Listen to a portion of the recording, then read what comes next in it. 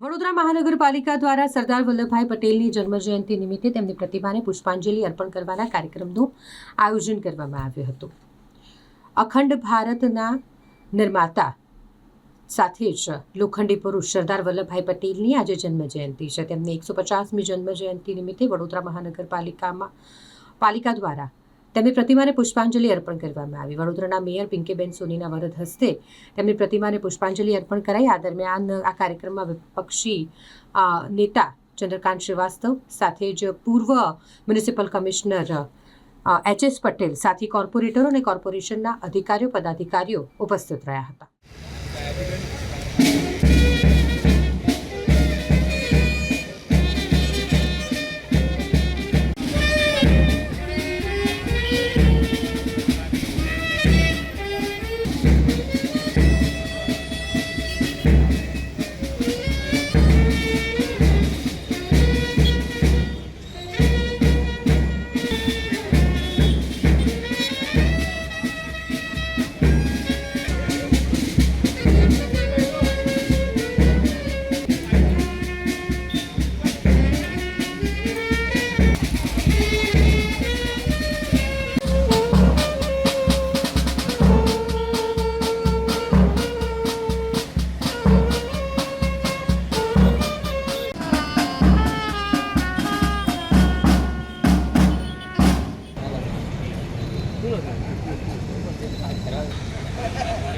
આજે વિશ્વ એકતા દિવસ સ્વતંત્ર ભારતને એક ભારતના સ્વરૂપમાં એટલે કે એકતાના અનુપમ ઉદાહરણ તરીકે સમગ્ર વિશ્વમાં જેમના થકી એક ભારત તરીકે ઓળખ પ્રાપ્ત થઈ તેવા શ્રી સરદાર વલ્લભભાઈનો આજ રોજ 150મો જન્મજયંતિ અવસર ત્યારે આદરણીય વડાપ્રધાન શ્રી નરેન્દ્રભાઈ મોદીજીએ પણ તેમના એક વક્તવ્યમાં કહ્યું હતું કે જે દેશના દેશવાસીઓ પોતાના ઇતિહાસમાંથી પ્રેરણા લે છે ને તે ખરા અર્થમાં ઉજ્જવળ ભવિષ્યનું નિર્માણ ચોક્કસ કરી શકે છે.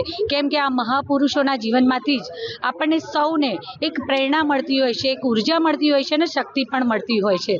ત્યારે આજ રોજ એવા શ્રી સરદાર વલ્લભભાઈ પટેલજી જેમણે એક ભારતની રચના કરી અને આદરણીય વડાપ્રધાન શ્રી નરેન્દ્રભાઈ મોદીજી આ એમના એક ભારતને શ્રેષ્ઠ ભારત, સર્વશ્રેષ્ઠ ભારત બનાવવાની દિશામાં કામ પણ કરી રહ્યા છે.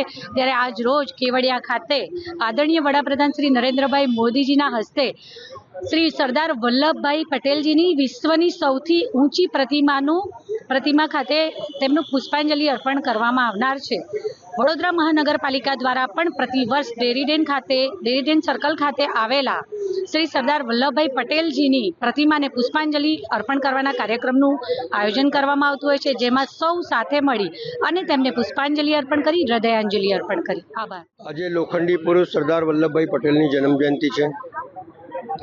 1875-75માં જન્મેલા, એક સામાન્ય પરિવારમાં જન્મેલા, ભણવાની કોઈ તાકાત નથી, કરમસદમાં નિશાળો નથી, એની અંદર ભણવું અને ધીમે ધીમે આગળ વધવું.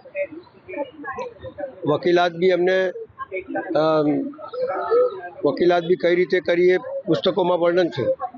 એમની પાસે પૈસા નહોતા, પણ એ બધી વસ્તુ જવા દો, પૈસા હતા નહોતા, કારણ કે તે વખતના જમાનાના બધા જ નેતાઓ મધ્યમ વર્ગ અને ગરીબમાંથી આવ્યા હતા અને દેશની આઝાદીમાં જોડાયા. પણ સૌથી પહેલાં એ છે કે એમને જે 600 રજવાડા ભેગા કર્યા વગર હથિયાર ઉઠાય. દેશમાં જ્યારે વિભાજન ચાલતું હતું, લોકો એકબીજાને મારવા માટે જે અહીંયાથી ગાડીઓ જાય તો માથા કપાઈને આવે, ત્યાંથી આવે તો માથા કપાઈ, લોહિયાળ આ દેશની આઝાદી લીધી છે.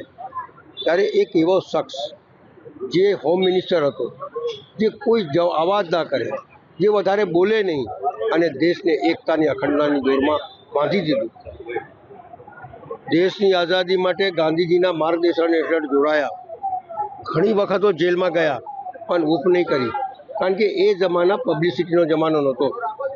ના ટીવી હતા, ના મીડિયા હતા, ના પેપર હતા. અને એવા સમયે આટલા મોટા રાષ્ટ્રને જોડવું અને એ બી વગર હથિયાર ઉઠાય, એ કામ સરદાર વલ્લભભાઈ પટેલ જેવા મહાન વ્યક્તિ જ કરી શકે. બીજું આજના જમાનામાં તો એક જરાક અમથું કામ કરવા જાય તો ફોટા પડાવે છે. એ ફોટા પડાવવાનો જમાનો નહોતો, દેશને જોડવાનો છે. આજે પણ સરદાર વલ્લભભાઈ પટેલ જેવા નેતાઓની જરૂર છે, જે એડવર્ટાઇઝમેન્ટ ઓછું કરે અને આ દેશનું જોડવાનું કામ કરે. એ જ એમને નમન કરું છું અને આવા નેતાઓને આગળ વધે એવી આશા કરું છું.